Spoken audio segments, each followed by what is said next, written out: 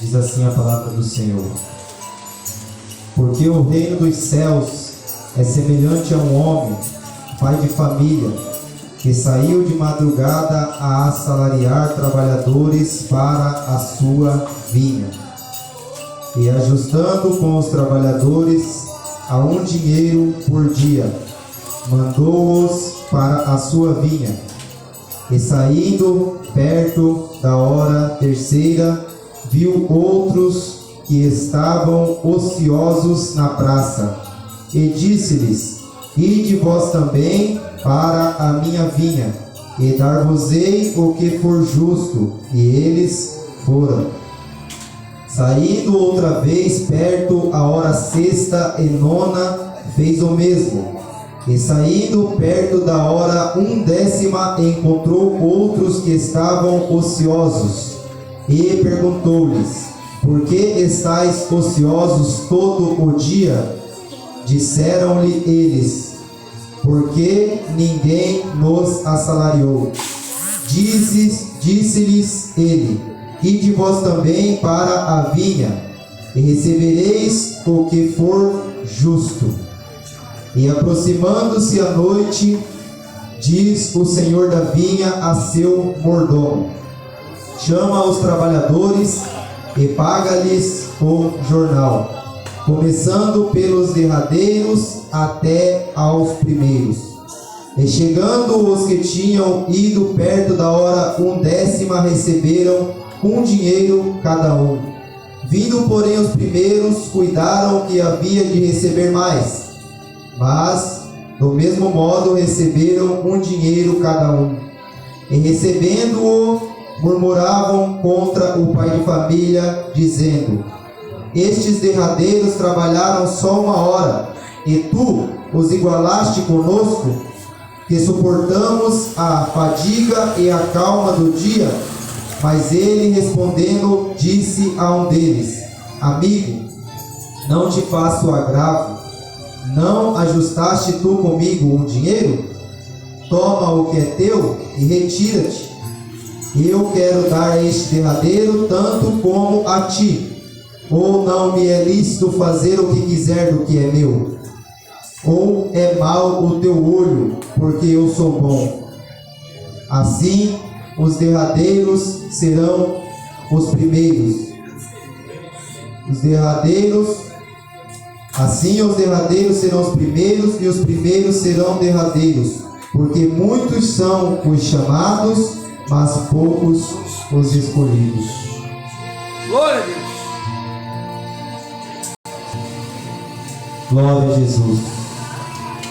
Jesus estava contando um fato que havia acontecido. Um certo homem, creio eu que um fazendeiro, dono de uma vinha, chamou ali trabalhadores para trabalhar na sua vinha. Uns vieram ao amanhecer do dia, outros vieram um pouco mais à tarde, e outros vieram ao findar do dia. Mas quando ele foi acertar as contas, a todos ele pagou um dinheiro.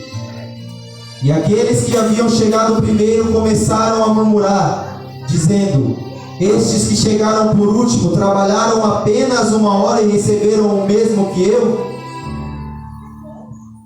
Mas aquele senhor, olhando para eles que murmuravam, disse: porventura não me é lícito fazer o que quiser do que é meu?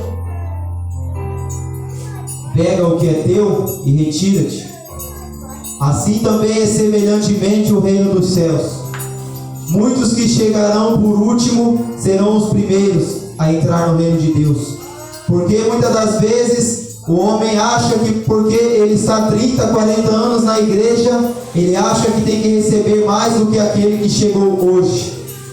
Mas Deus, ele dá a cada um conforme o que lhe é justo. Porque Deus, ele é um juiz justo. Mas também a palavra diz que muitos são os chamados e poucos os escolhidos. Porque também há muitos que estão no meio de nós, que eles também são joio. Foram chamados, mas no dia da ceifa eles serão separados do trigo, porque estão na casa de Deus, estão fazendo até mesmo a obra, mas uma obra relaxada, uma obra que não é digna de arrependimento, uma obra que não é verdadeira, uma obra que não tem sinceridade. Por isso que muitos daqueles que virão por último, chegarão talvez no último instante e receberão a mesma paga que eles, porque tiveram mais sinceridade na obra. Porque muitos que estão há muito tempo relaxaram e deixaram o seu cargo e começaram a fazer a obra relaxadamente. Mas aqueles que estão chegando agora, que estão no seu primeiro amor, estão fazendo a obra de caridade com amor a Deus, sem querer dinheiro em troca, sem querer nada em troca daquilo que Deus tem para lhe oferecer, sem querer riqueza nessa terra, mas somente aquilo que Deus ele prometeu, o tesouro da eternidade. O próprio Jesus pregando, ele disse: o que adianta o homem ele ganhar o mundo inteiro e perder a salvação da sua alma? Porque muitos são chamados, mas poucos são os escolhidos. Por isso ele disse, em Mateus capítulo 7, versículo 13 e 14 está escrito: entrai pela porta estreita, porque larga é a porta, e espaçoso o caminho que conduz à perdição, e são muitos os que estão indo por ele. Porque estreita é a porta e apertado o caminho que leva à vida, e poucos há que a encontrem. Assim como naquela palavra está escrito que muitos são chamados e poucos escolhidos, Jesus disse que estreita é a porta e apertado o caminho que leva à vida, e poucos há que a encontrem.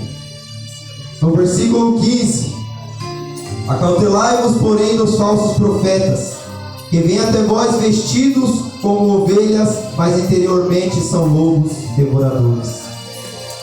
Porque muitos naquele dia vão chegar diante do trono de Deus e vão falar: Senhor, mas em seu nome nós expulsamos demônio, em seu nome nós trabalhamos na sua vinha, nós evangelizamos, ganhamos almas para o teu reino. E Jesus vai olhar para eles e dizer: apartai-vos de mim, malditos, porque praticais iniquidade. Porque não conheceram o evangelho de salvação, porque trabalharam na obra de Deus, mas trabalharam com preguiça. Não examinaram as escrituras corretamente, seguiam aquilo que descia do pastor, seguiam aquilo que descia do pregador. E se aquele pastor for um falso profeta e você não analisar as escrituras, o que será da sua alma no dia do juízo? O que adianta o homem ele estar sentado no banco da igreja, comendo, bebendo, fazendo a obra, participando do cálice, mas uma obra relaxada, uma obra que não é digna de arrependimento verdadeiro, uma obra que está fazendo, mas fazendo com o interesse de ser exaltado nessa terra. Uma obra que faz para se aparecer diante dos homens, assim como faziam os fariseus e hipócritas, que ficavam orando em pé nas praças para serem vistos pelos homens. O que adianta o homem ele fazer tudo, mas fazer tudo para agradar o homem, mas não para agradar a Deus? Porque é Jesus quem oferece a vida, não é a igreja, não é o pastor, não é o pregador, não é o obreiro. Quem oferece a vida eterna é Jesus Cristo.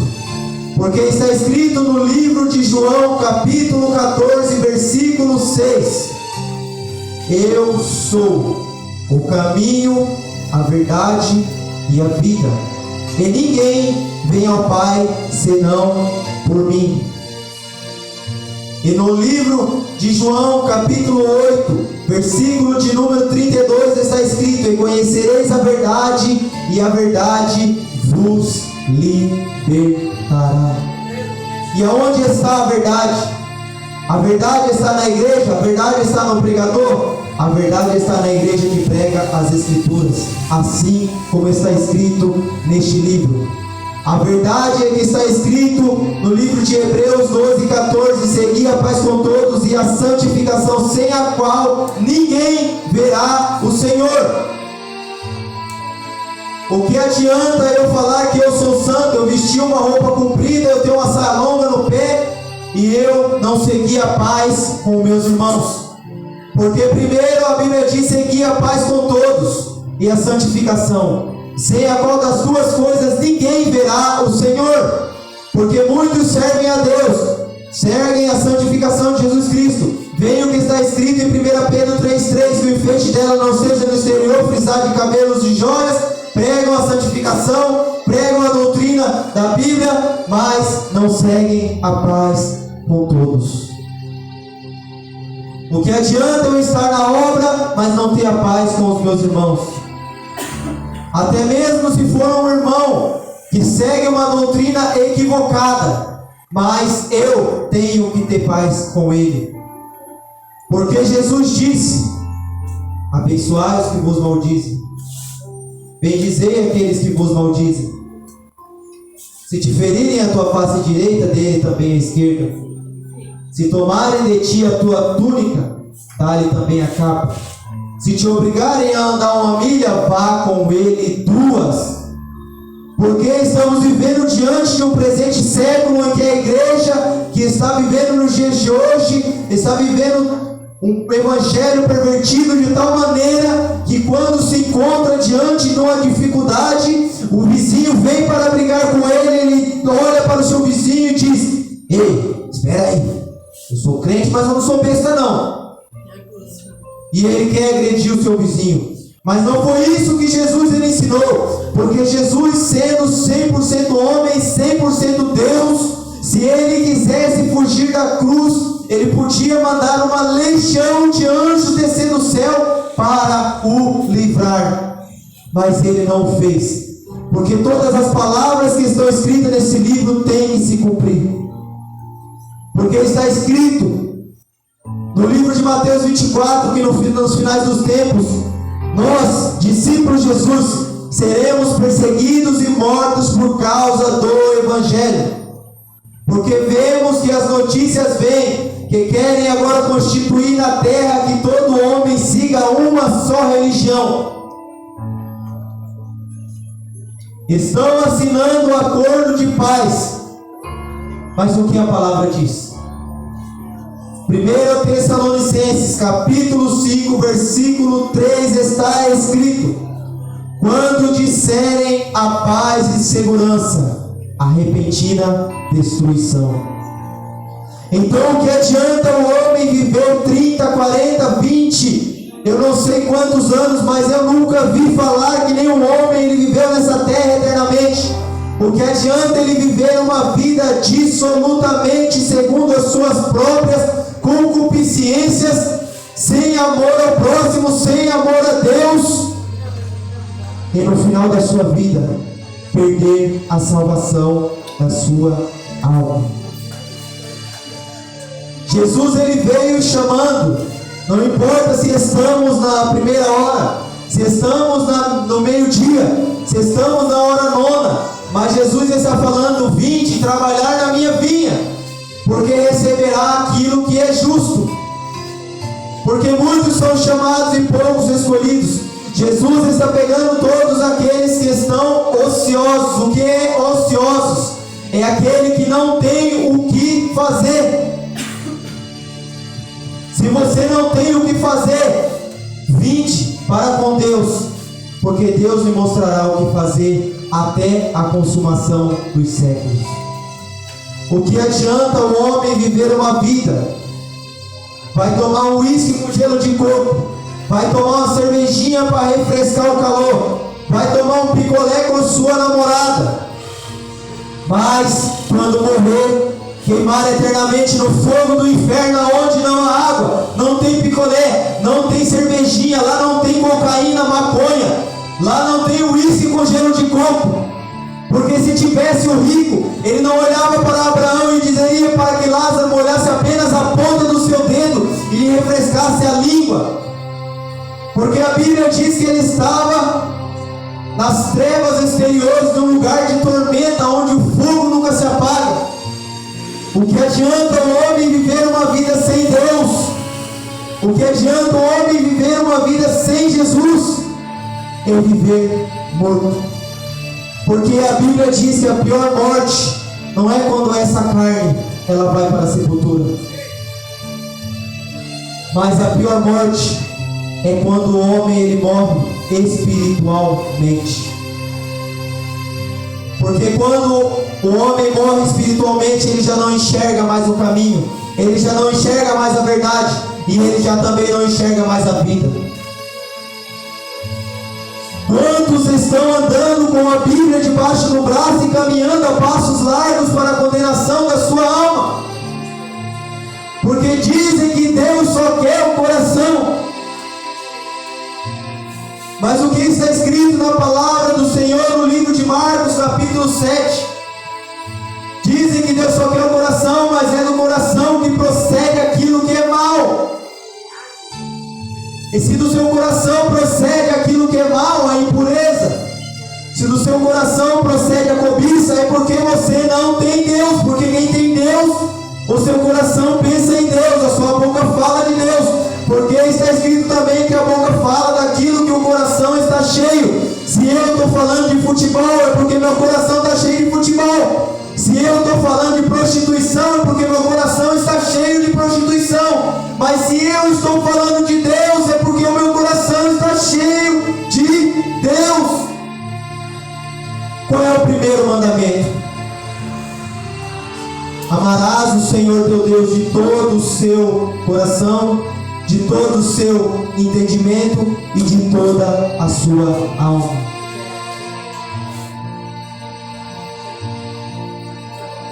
E também o segundo é semelhante a este: amará o teu próximo como a ti mesmo.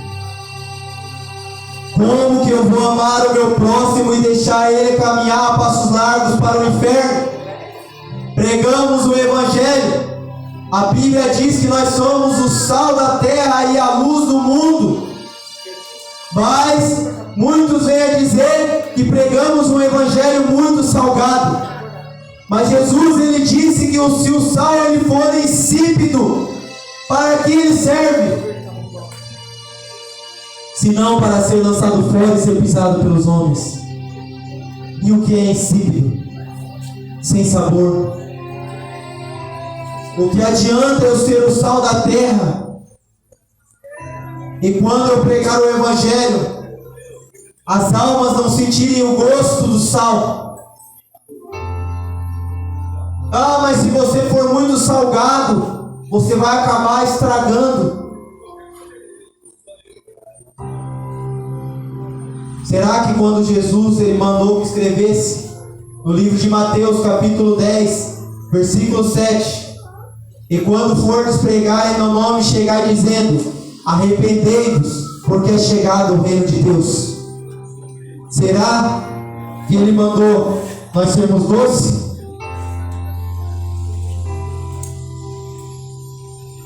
Se está escrito que temos que ser o sal da terra e a luz do mundo, para iluminar o caminho para aquele que não vê, para aqueles que não estão vendo o caminho, iluminar o caminho.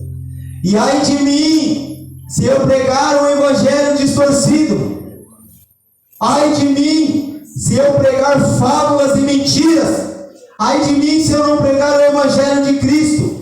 Jesus é santo, e no livro de João está escrito que aquele que diz estar em Cristo e continua mentindo, continua seguindo as suas próprias práticas, não o viu e nem o conheceu. Muitos dizem que estão em Deus, mas Deus, Ele sonda só o seu coração. Mas é do seu coração que procede os maus pensamentos. Jesus ele não te chamou para entrar numa porta larga, senão ele não falaria que a porta é estreita. Como estamos vivendo em uma porta estreita, um evangelho que quer ir para o céu de qualquer jeito, querendo pegar um atalho para chegar no reino de Deus, sendo que o próprio Jesus disse que o caminho é estreito. Muitos se afastaram do Evangelho, mas é mísero que tudo isso aconteça, porque está escrito que o amor de muitos se esfriará. A coisa mais difícil que tem nos dias de hoje é você evangelizar uma pessoa desviada. Se você pregar para uma prostituta, ela aceita o Evangelho. Se você pregar para um bandido, ele aceita o Evangelho. Mas aqueles que conhecem a palavra, se você pregar o Evangelho de Cristo Jesus, eles não aceitam porque eles acham que estão certos. Aí está o erro do ser humano. No livro de Provérbios, capítulo 3, versículo 11, está escrito: ouvi a repreensão que vem do Senhor, porque o Senhor, Ele repreende a quem Ele ama, assim como o pai ao filho a quem quer bem. Não tem como você converter uma pessoa ao Evangelho de Deus se ela não se arrepender. Para ela se arrepender, ela precisa saber quais são os seus pecados. E para ela saber quais são os seus pecados, você tem que falar quais são os pecados dela. Se não houvesse lei, não existiria pecado. Mas porque existe lei, existe o pecado. Porque todo aquele que transgride a lei é pecador.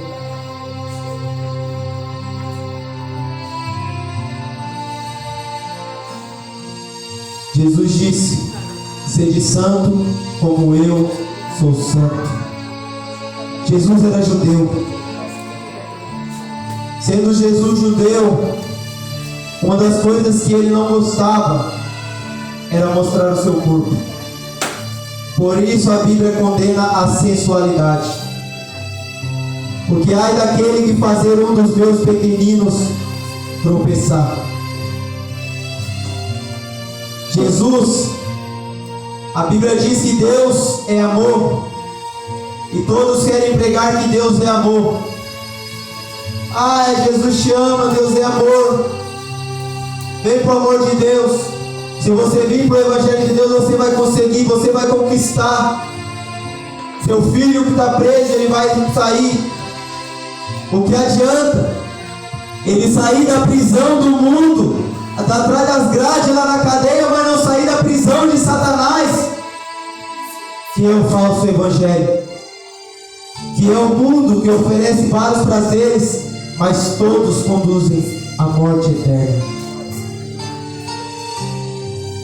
O mundo, ele oferece muitos caminhos, mas Jesus Cristo, ele oferece apenas um, que é o caminho que conduz à vida eterna. O que adianta eu viver a minha vida gozando dos meus prazeres da terra? Eu ter um carro bom, porta-mala cheio de som, carregar várias mulheres no meu carro, se prostituir. Eu ter o meu celeiro cheio, com muita comida na minha casa para mim comer. Eu olhar para mim mesmo e dizer a minha alma, assim como disse aquele homem, e Jesus disse: alma, come, bebe e regala-te, pois tenho comida para muitos bens, comida para muitos dias. O que adianta eu ter muito nessa terra, sendo que Jesus, ele não prometeu tesouros aqui? E o próprio Deus, olhando do céu, ele olha e diz: louco, essa noite ainda te pedirão a tua alma, e o que você tem preparado para o juízo? O que você tem preparado para a eternidade? Pois a Bíblia diz que depois que morre, segue-se o juízo. E o juízo de Deus é esse: que cada um receberá segundo as suas obras. Só tem um jeito de entrar no céu: passando por dentro de Jesus Cristo, que é o caminho. Porque Ele disse: eu sou o caminho, a verdade e a vida. E ninguém vem ao Pai senão por mim. Mas por que é difícil você pregar o Evangelho para pessoas que conhecem a palavra, para pessoas que estão desviadas? Porque eles olham para a parábola do filho pródigo e dizem: mas eu sou o filho pródigo, um dia eu vou voltar. Mas eles não veem que na parábola do filho pródigo ele sofreu, ele começou a padecer. A Bíblia diz que depois que acabou o seu dinheiro, naquela terra houve uma grande fome. O pai do filho pródigo não foi atrás dele. O pai do filho pródigo não saiu pelas ruas da cidade procurando por seu filho, não. E aquele pai simbolizava o próprio Deus. Não é Deus quem vai te buscar lá fora. Se você conhece a palavra, Ele não é obrigado a ficar correndo atrás de você. Deus, Ele não é seu garçom, seu mordomo, seu empregado. O filho pródigo, ele viu que ele estava desejando comer as bolocas dos porcos.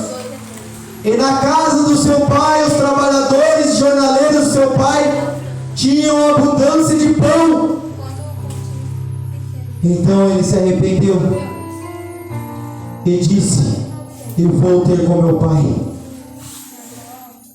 E direi ao meu pai: Pai, pequei contra os céus e perante ti. Já não sou digno de ser chamado seu filho, mas faz como um de seus trabalhadores. Assim também Deus, quando um daquele que está perdido vem e volta para a casa de Deus, aquele pai, ele lhe deu uma nova veste, colocou um anel no seu dedo, lhe deu novas alpacas para pôr nos seus pés e fez uma grande festa. Assim também é no reino de Deus quando um pecador se arrepende. Nós vemos que somente no livro de Lucas, capítulo 15, há 3 exemplos que a festa no céu é muito grande. Um deles é do filho pródigo, outro deles é da dracma perdida e o outro da ovelha perdida. Uma grande festa foi feita quando foram achados. E assim também é no reino de Deus. Jesus veio para pregar um evangelho simples. Vinde a mim, todos vós que estáis cansados e sobrecarregados, e eu vos aliviarei. Tomai sobre vós o meu jugo e aprendei de mim, que sou manso e humilde de coração, e achareis descanso para a vossa alma. Porque o meu jugo é suave e o meu fardo é leve. Porque se você não entrar pelo caminho que é Jesus Cristo, não achará descanso para a sua alma, mas encontrará tormenta. O que adianta viver uma vida desfrutando daquilo que é bom dessa terra? Porque os olhos da carne eles só podem ver coisa boa na prostituição, na cerveja, na lascívia, nas impurezas. Eles só podem ver coisa boa no funk, no rap, nas drogas. Mas a sua alma está pedindo por salvação. Não importa se estamos na última hora, se você se arrepender verdadeiramente de coração, serei salvo. Se você se arrepender ainda que seja no último minuto e aceitar a Jesus Cristo como o único e suficiente Salvador da sua alma, somente o que Ele quer é que a sua alma descanse eternamente. Porque Deus amou o mundo de tal maneira que deu o seu único filho, o seu único filho, para morrer por mim e por você. Jesus veio ao mundo não para que condenasse o mundo, mas para que o mundo fosse salvo por ele. Jesus, ele nos comprou não com dinheiro, com prata e nem com ouro, mas ele deu todo o seu sangue e todas as suas lágrimas. Jesus chorou verdadeiramente por nós, amargamente, derramou, ele suou com lágrimas de sangue, ele suou sangue por amor de nós. E que valor nós temos dado para a morte de Cristo? Ou que necessidade ele tinha de comprar aquilo que já era dele? Deus não tinha necessidade nenhuma de comprar o ser humano, porque ele nos criou. No livro de Gênesis está escrito: Deus criou o homem segundo a sua imagem e semelhança. Mas os homens adoraram mais a criatura do que o seu Criador. Deus criou o homem para o adorar, mas o homem adorou a terra. O homem está adorando a Satanás. Porque está escrito: o mundo já é do maligno. O príncipe da terra é Satanás. Eu já ouvi dizer que este mundo é de Deus. Já disseram para mim isso. A Bíblia diz que Satanás, ele arrebatou Jesus até um alto monte. Em um rápido tempo ele mostrou todos os reinos do mundo. E ele disse: tudo isso te darei se prostrado me adorares. E o que Satanás disse? Porque é meu, a mim foi me dado desde o princípio, e dou a quem quero. Então, como dizem que este mundo é de Deus, se o próprio Satanás ofereceu a Jesus dizendo que era dele?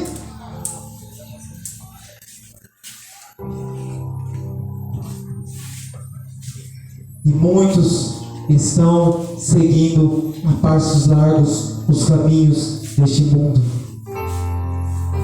os caminhos que Satanás tem a oferecer, prazerosos sim aos nossos olhos, olhos carnais e não espirituais. Porque aquele que vê com os olhos espirituais, este mundo ele enoja. Porque quando eu olho para o mundo, olhando com os olhos que Deus me deu, olhando como que as práticas do mundo estão, coisas que eu não via quando eu era criança, eu vejo nos dias de hoje. Homens e mulheres casados e querendo oferecer o seu corpo para quem? Isso, aos meus olhos, me dá nojo. Quando eu lembro do meu passado, aonde eu sentia prazer em tragar um cigarro de maconha para que todos vissem, e eu tendo essas lembranças, que eu gostava de tomar uísque com gelo de coco, isso me enoja, porque os prazeres deste mundo já não são mais prazerosos para mim.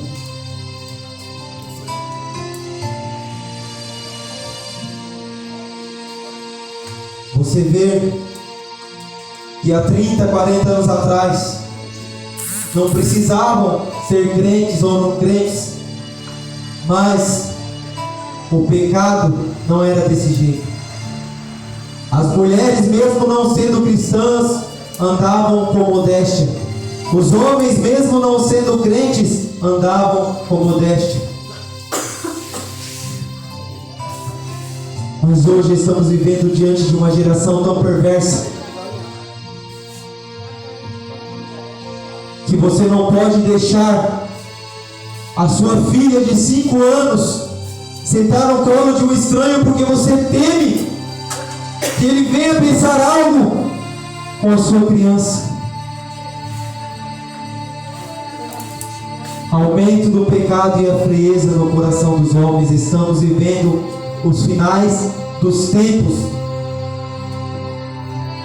E ainda há muitos que estão caminhando com a palavra de Deus e andando no meio da Babilônia, participando do cálice da Babilônia. E quando o profeta vem pregando o evangelho da verdade, dizendo: sai dela, povo meu, o próprio Deus direcionando, eles ainda chamam de ignorante, fanático.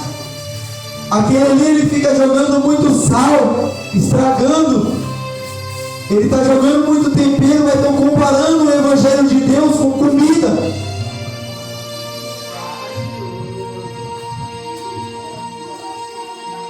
Se o sal for insípido, para que ele serve? Se o sal, você pôr a comida na sua boca e não sentir o gosto do sal, para que serve? Se o evangelho for pregado e não causar arrependimento, de que valerá?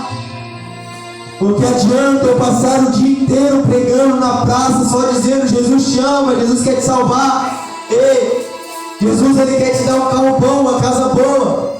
Estamos vivenciando os últimos dias da face da terra, e tem muitos evangelhos pregando chave, bênção e vitória.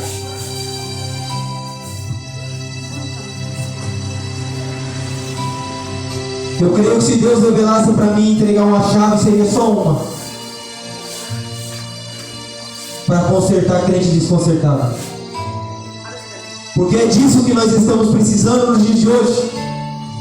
Precisamos chegar a um arrependimento verdadeiro, sentir o toque do Espírito de Deus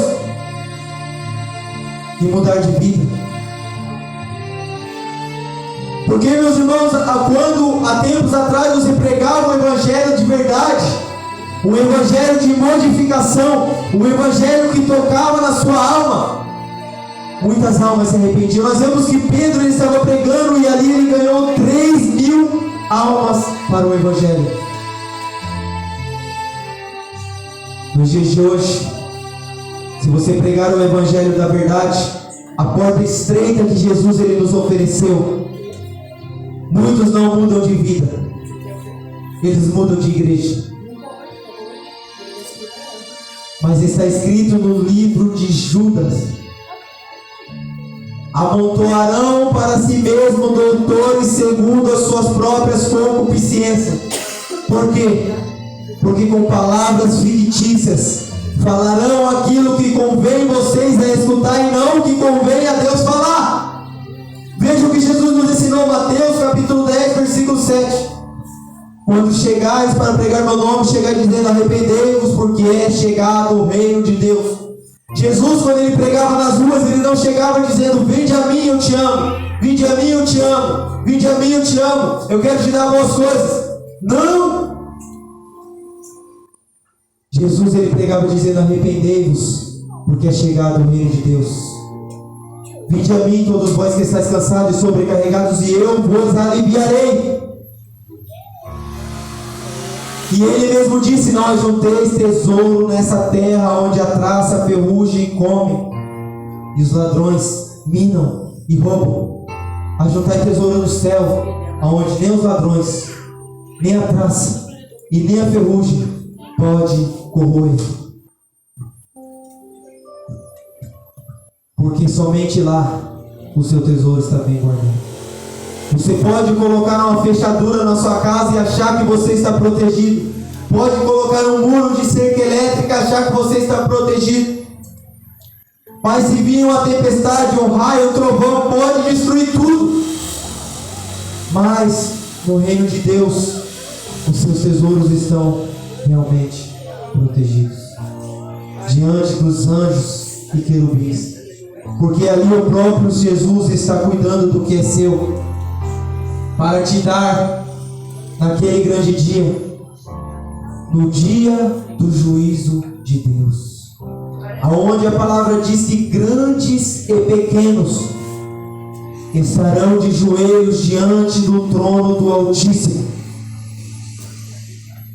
Não importa se você foi o mais rico imperador dessa terra, naquele dia você vai ter que se ajoelhar diante do Todo-Poderoso e adorar a Ele, porque todo joelho se dobrará e toda língua confessará que só Jesus é o Rei dos Reis e o Senhor dos Senhores.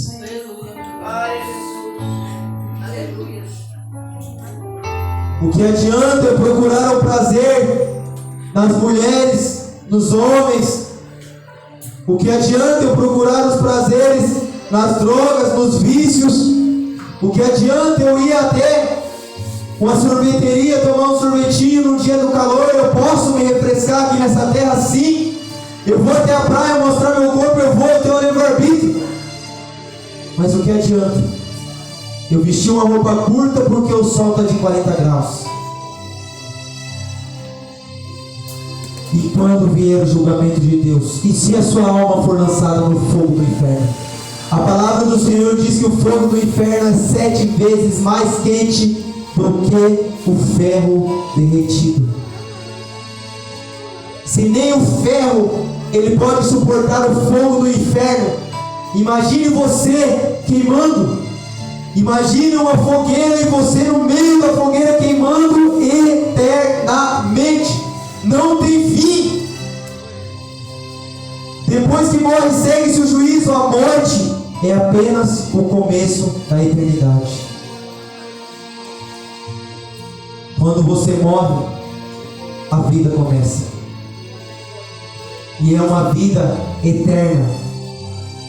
Ou o céu ou o inferno. E cabe a cada um de nós escolher o caminho em que vamos trilhar após a morte do nosso corpo. Salve-se a si mesmo.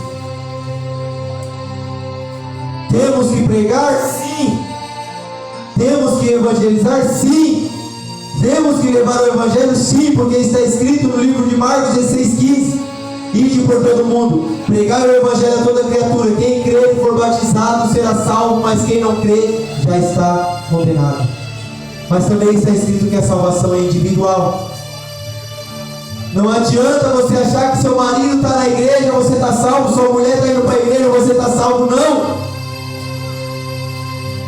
Porque está escrito no livro de 1 Coríntios capítulo 7 que a mulher santa santifica o marido, mas não garante salvação. Que o homem santo santifica a mulher, mas não garante vida eterna. O que garante vida eterna é entrar pelo caminho. E só existe um. Não é placa, não é religião, não é homem, é Jesus. Jesus Cristo, o Filho de Deus, o Messias, o que morreu e ressurgiu ao terceiro dia, e vive e viverá eternamente. Somente Ele garante salvação e vida eterna. E Ele está mais uma vez dizendo: vinde a mim todos os que estáis cansados e sobrecarregados, e eu vos aliviarei. Ele vai tomar as suas dores, Ele vai tomar as suas enfermidades, mas para isso você tem que vir sofrer comigo. Porque quem diz que o evangelho de Deus é fácil é mentiroso. Jesus veio para apresentar uma porta estreita, um caminho apertado. Ele sofreu, mas Ele não disse que sofreu para pagar nossos pecados e nós íamos ficar aqui tranquilo, regalando a nossa carne e ir para o céu. Não. Todo aquele que quiser vir após mim, tome a sua cruz e siga-me.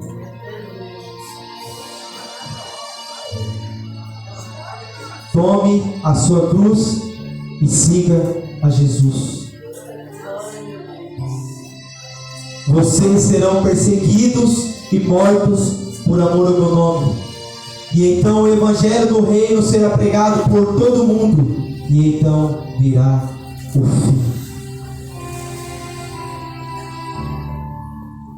Arrependei-vos, arrependei-vos, porque é chegado o reino de Deus. Só Jesus Cristo oferece a vida eterna e a salvação. E eis que a sua oportunidade está às portas e bate. Essas palavras que eu tenho para deixar nesta noite, se daqui eu passar, enfado da minha carne.